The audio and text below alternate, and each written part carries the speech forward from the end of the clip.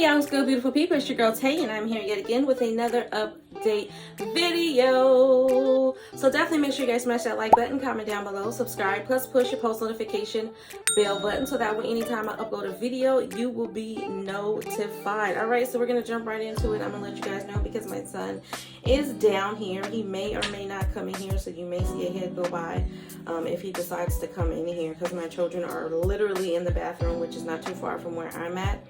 And they're getting ready to start preparing them something to eat. Okay, so moving on from that, as soon as I can find the news source. Have you guys been following that situation, by the way, with the with Texas and the? I can only imagine. It's God. Like, I don't even know what to say about that. It's just, you know, they're children, and yet again, this is, for me, it was just like, how do I even begin to say it? So you guys know my daughter, one of my daughters is here. She doesn't go to school. What I mean by that is she's been doing homeschool. She's been doing what her school calls independent studies, which means she doesn't go to the campus, of course, and does homework there. And a lot of that was obviously due to the pandemic. But since the pandemic, I have seen an uptick in so much crime, specifically human trafficking and children coming up missing, women coming up missing, just a lot of stuff that, again, already existed before the pandemic, but an extremely high uptick in those types of scenarios. And this, to me, was just like, this was like the last straw for me. You know what I mean? Everybody is talking about stimulus and everybody is talking about the money that they deserve and everything else. And I feel like a lot of the times we forget to acknowledge the stuff that actually does matter. You know what I mean? Eat humble pie, so to speak, because I couldn't imagine, I don't know what state of mind I would be in had one of my children been present at that school. You know what I mean? I can say without a shadow of a doubt, somebody would have, several somebodies would have paid for that, okay? Several somebodies. Now, I do understand in regards to that particular situation that the person who was accused of being the gunman in that particular situation has been taken care of, to say the least, but still, he was 18 years old. And I could, you know what I mean, the articles are going to come out with their own spin on the story or whatever, but the one that I read, it was an 18-year-old. I'm just waiting for some piece of literature to come out to tell me what state of mind was he in. Did he have a history of mental health? Was he not getting the care that he needed? Yes, he is an adult, but where were the parents? Are his parents alive? Did they have a history? I mean, I know for the parents of the lost children, none of these details matter. I 100% understand that. But for me, this is a scenario. Why was he in the school in the first place?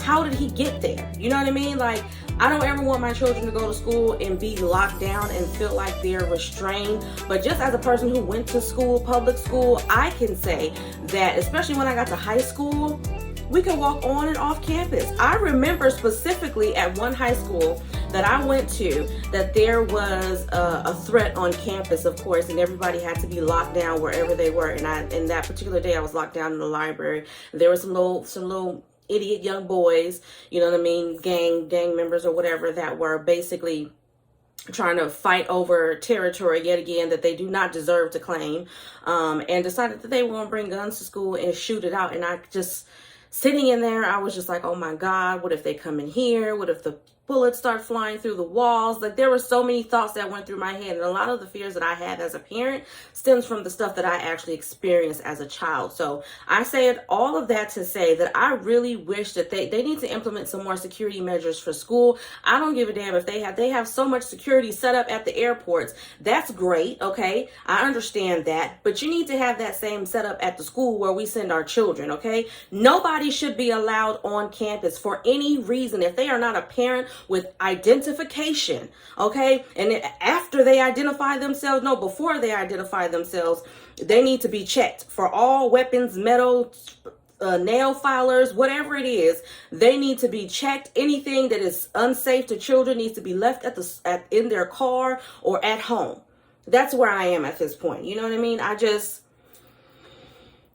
like I said, I can't even begin to understand why that happened. Why did he target children? Like, what was the issue? I know that there are people in the world that just they're not working with a full deck of cards, and I do understand that. But at the same time, babies? Really? Children? Y'all let me know if I'm off on that. But anyways, let's move on, okay? Let's get into some daily news. It says the LA City Council orders equity analysis of crimes versus black women or girls, okay? This is at Los Angeles news, by the way. Los Angeles will be conducting a formal report on violence and crime targeting black women and girls. City Council on Tuesday, which was yesterday, I believe, approved an equity analysis in response to the murder of a 16-year-old Tioni Theus, who was found passed away, or, I don't want to say the word DEAD, on the side of the 110 freeway in South Los Angeles. Okay, the analysis will also look into how the cases are handled and the rate at which they are solved. The council says it hopes the recommendations to come out of this will lead to equity and justice for black women and black girls. I think that needs to be across the board. It needs to be for African Americans in general. Equity needs to be fair. It needs to be just. And I'm not going to sit here and allow anybody to tell me that it is, because it isn't. I know that everybody likes to put the blame on us as a people and say it's the way we conduct ourselves, or we're really, really aggressive, or this and that and the third. But I feel like we've earned the right to be aggressive in certain situations, be able to express ourselves. And as long as nobody is getting hurt physically, because I don't care about your feelings. Let me just say that I'm a very compassionate person. But when it comes to situations like this, I stand by my people 100%. And I feel like we deserve to be angry. We deserve to express how angry we are at the fact that even though this is supposed to be the land of the free, we are still pretty much not free. That's just how I feel about that situation. I don't want to be a Debbie Downer today. Well, I promise you, we're going to get into some good news. I'm going to try to lighten the mood. But I feel like I have to speak on this today because it's in my heart. And I feel like if it's there, then it's been placed there for a reason. So I'm just going to let whatever wants to come out today is going to come out, okay? Moving on from that, let's get into some good news. There was something that I saw. Hold on. Where is it? Because I hope I didn't lose it. Here it is. So let's get into some good news. Ned Lamont to issue $170 million in one-time tax relief this August. In roughly 2 months, Governor Ned Lamont's administration will send out nearly $170 million in tax rebates and other payments to low and middle income families with children and to Connecticut's working poor. While it's part of one of the largest tax cuts in the state history, it also marks the largest election year outpouring of one-time relief since Republican Governor John G. Rowland sent $115 million in income tax rebates to Connecticut households as he sought re-election in 1998. I feel like in some way, shape, or form they are trying to say that only because we are in that particular state, I don't know if it's everybody or in the midst of election, that this is when they want to start giving out money, of course. And I encourage you guys, regardless of who you are voting for, if you are voting. I'm not here to tell you which side of the lake you need to stand on. That is your business. That is your choice. However, I will let you know, I will say to you to pay attention. Unfortunately, there are a lot of candidates that are going up for political seats in the states and in general. Some of them may have been or may be backed by our previous president. So if you're not a fan of his, I just recommend that you guys do the research that you can to make sure that you are voting for the person that you truly want. Whatever that is, before somebody come down in the comment section and say, I'm telling you to vote for a specific person. I'm not. I really don't care at this point about governors. That's just the reality of the situation. I'm not a politician and I don't care too much for politics. That's just not, that's not the job that I was given. That's not the job that's on my heart. Okay. I don't care. I only care about fairness. I care about equality. I don't care about who it is. If whatever your background is, if you are able to give us what we need, then I'm okay with you. And I feel like that's pretty much what it is. So I'm just telling y'all to be careful. Okay. Many Democrats derided Rowland's move as fiscally irresponsible, pandering to voters. GOP critics now charge Lamont, a Democrat, with the same. I'm going to do everything I can to make Connecticut the most family-friendly state in the country, Lamont said Thursday during a mid-morning press conference in Hartford, Connecticut, okay? The administration hopes to send out at least 300,000 child tax rebates this summer to single parents who earn less than $100,000 in 2021 and two-parent families that earned less than $200,000. Income eligible households would receive $250 per child, up to a maximum of $750.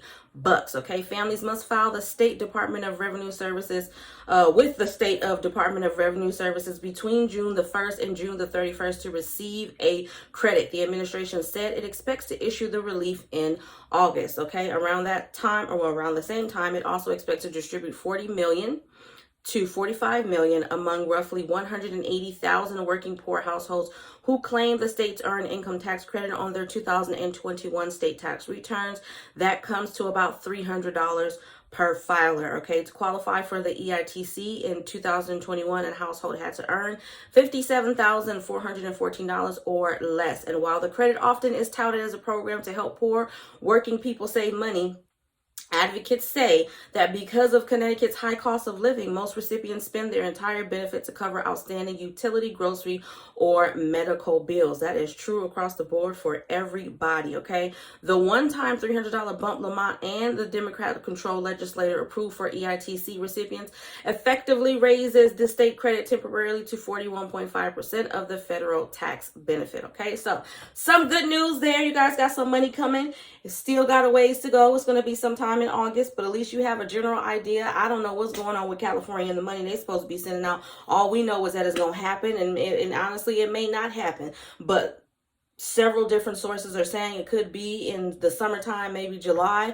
and then other sources are saying, you know what, it may not happen all the way until October. So again, these are the things that I also wish that they were working on. And then I hate to be the bearer of bad news, but the final topic of today, because again, I want you guys to be informed, right? 6 children die as hepatitis outbreak spreads across 36 states, okay? At least 180 cases of severe hepatitis in children reported from 36 states and territories are under investigation to see whether they are connected with the outbreak of recent months. The Centers for Disease Control and Prevention released a statement. This number, last updated on May the 18th, is up significantly from May the 5th, when there were only 109 cases reported. But part of the rise is because the CDC is also looking at older cases of liver damage in children as it investigates the possible link to the adenovirus 41. I don't really know what that is, but I'm going to look it up.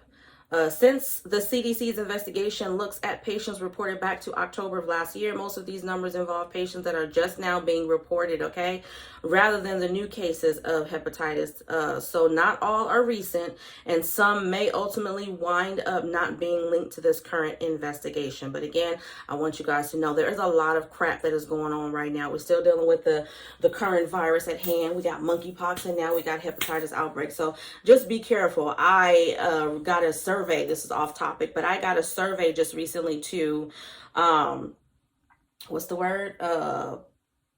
My daughter's school asked me if I wanted to do independent studies.